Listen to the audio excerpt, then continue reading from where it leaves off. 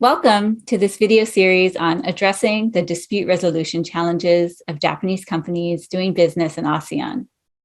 This series is brought to you by the ASEAN-Japan Center, the Singapore International Arbitration Center, and the Singapore International Mediation Center. In this episode, we will be sharing practical tips to help Japanese companies overcome some of the challenges of doing business overseas and in ASEAN in particular. I am Michelle Sonnen, and I am the head of Northeast Asia at SIAC.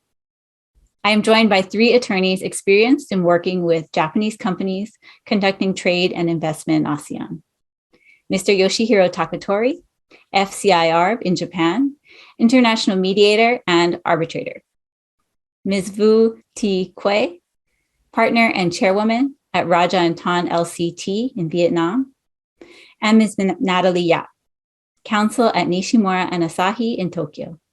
Now, we know that foreign investors often fear that they're going to be treated unfairly by local authorities or that unexpected changes in local laws will have a detrimental impact on their investments or projects.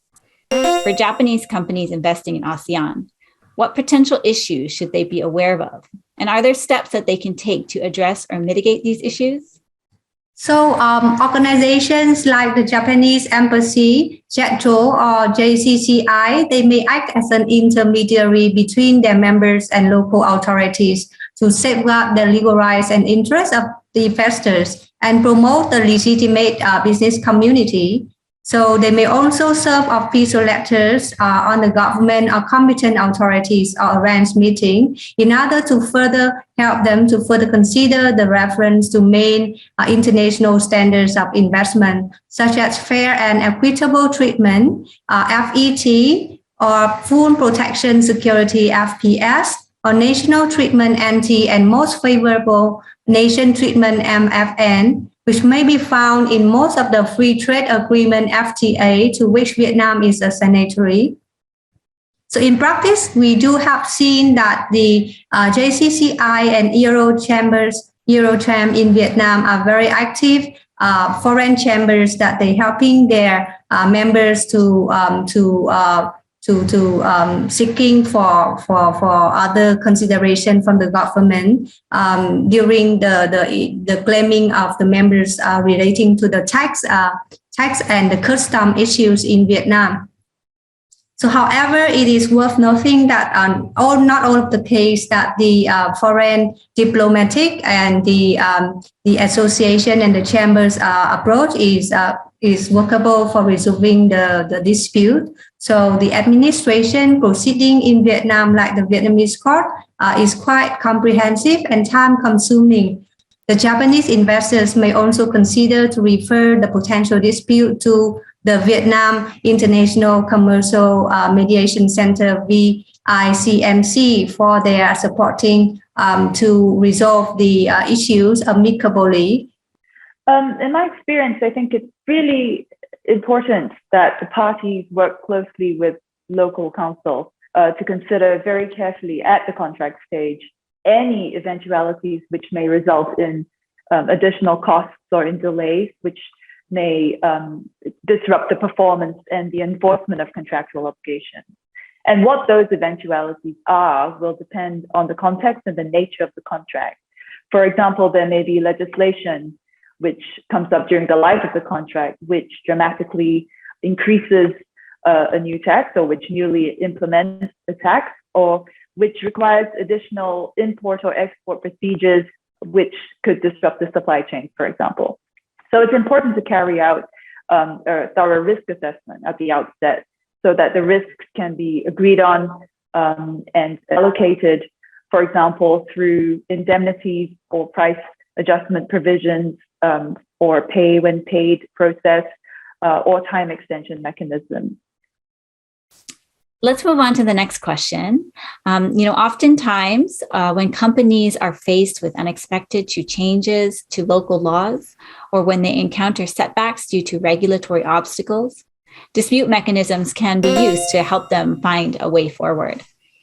Can you elaborate on how Japanese companies use international arbitration and international mediation to resolve these kinds of issues with business partners? The Japanese corporations, they have three options, legally speaking. First one is the fighting at the local courts and utilizing the local laws and the regulations, but that could be sometimes tough. And then second option is the arbitration and the mediation hopefully in third countries, like in Singapore, and including online practice under the current stage, and also for to be governed by the foreign governing law on the substantive law and the procedural law. That could be useful for keeping the neutrality and fairness. And then third option is the so-called investment treaty arbitration and the mediation, and utilizing the ICSID or something such public organization. And so for those two and the three options, kind of arbitration and mediation, and sometimes can be combined together as the ARB-MED-ARB type of practice. I think it's very important, as Takatari Sensei says, for the parties to understand how their dispute resolution procedures are going to work at the contract stage. And in connection with that, they need to understand that mediation and arbitration operate very differently. With mediation, parties can explore options which are completely outside four corners of the contract, and they can focus on the commercial objectives of the agreement. Parties can consider, with international mediation, what protocols and procedures are available. For example, the Japan International Mediation Center and the Singapore International Mediation Center offer a joint mediation protocol, which may be of interest to parties doing business with the Japanese element. With regards to international arbitration, well, a claimant looks within the contract and the applicable law to enforce its rights and to compel performance of the other side's obligations. But that said, they can consider, as Takatari Sensei says, using the ARB-MED-ARB protocol, which is offered by the SIAC, by which they could have the best of both worlds of international arbitration and mediation. So Quay, being based in Vietnam, I imagine you've seen a lot of enforcement of arbitral awards or perhaps mediated settlements involving Vietnamese companies or Vietnamese counterparties. Can you share any comments about enforcement in Vietnam? So for Vietnam, the foreign court or arbitration award is not automatically be acknowledged and enforceable, but it needs to go through a procedures for doing that. So for Japan, we currently can have the legal basis for the enforcement of the arbitration award from Japan. But then for the court judgment, because Vietnam and Japan has not signed the judicial supporting agreement, so that would be mainly based on the consider of the Vietnamese government here and the Vietnamese court on the principle of reciprocity basis. And it means that not all of the cases that the Japan court award will be automatically recognized and enforceable in Vietnam. Looking at international dispute resolution like arbitration and mediation, how can procedures be tailor-made or crafted to address cultural differences? We have now available of the joint protocol mediation system under the COVID-19 online joint protocol between the SIMC and JIMC, the Japan International Mediation Center in Kyoto, which quite works for those cross-culture different type of dispute resolution.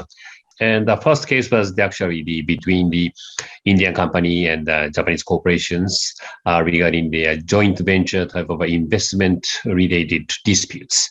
And I was appointed as the co-mediator with the Greg Vijayendran. So we were taking a role as the co-mediator as a one unit for taking care of the from both sides, from the common law side and the Japanese law side, and native language English side and Japanese language side. although we were not a translator or interpreter of the or messenger of their parties, but still we were co-working for the finding the commercial objects and a common interest between the parties. And the parties has a sort of a different negotiation style from the cultural difference or something. So that's a really nice system as a part of the made up of the SIAC and the SIMC's combination. So we're going to have to bring this discussion to a close. I'd like to thank Yoshi, Quay, and Natalie for these practical tips that will surely help Japanese companies investing in ASEAN. It has been a very insightful discussion. And I encourage our viewers to check out the other episodes in this series for more insights into doing business in ASEAN. Thank you.